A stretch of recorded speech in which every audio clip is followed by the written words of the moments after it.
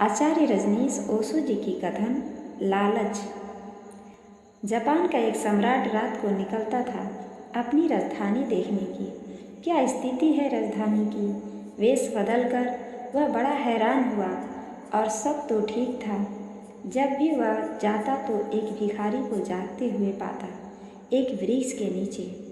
आखिर उसकी उत्सुकता बढ़ गई और एक दिन उसने पूछा कि रात भर तू जागता क्यों है।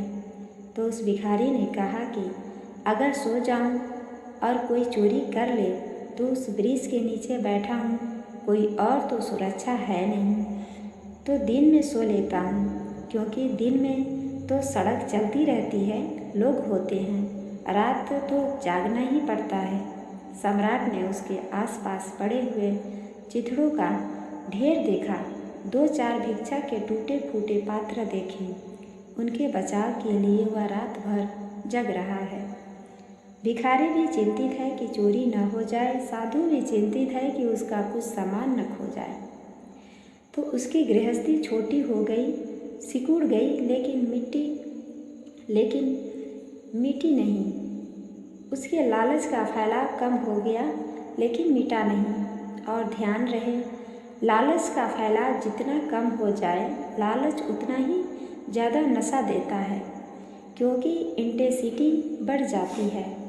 यह जरा समझने जैसा है, जैसे कि सूरज की किरणें पड़ रही हैं, आग पैदा नहीं होती, लेकिन आप एक लेंस से सूरज की किरणों को इकट्ठा कर लें, एक कागज़ पर सारी किरणें इकट्ठी हो जाएंगी, आग पैदा हो जाएगी। किरणें तो पड़ रही थी, लेकिन बिखरी हुई थी। इकट्ठी पड़ती है तो कागज़ जल जाता है,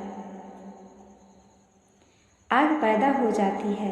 ध्यान रहे, साधारण गृहस्थ आदमी भी वासना की किरणें तो बिखरी हुई है। साधु के पास तो ज़्यादा सामान नहीं रह जाता जिस पर वह अपनी वासना को फैला दे, बहुत थोड़ा रह जाता है।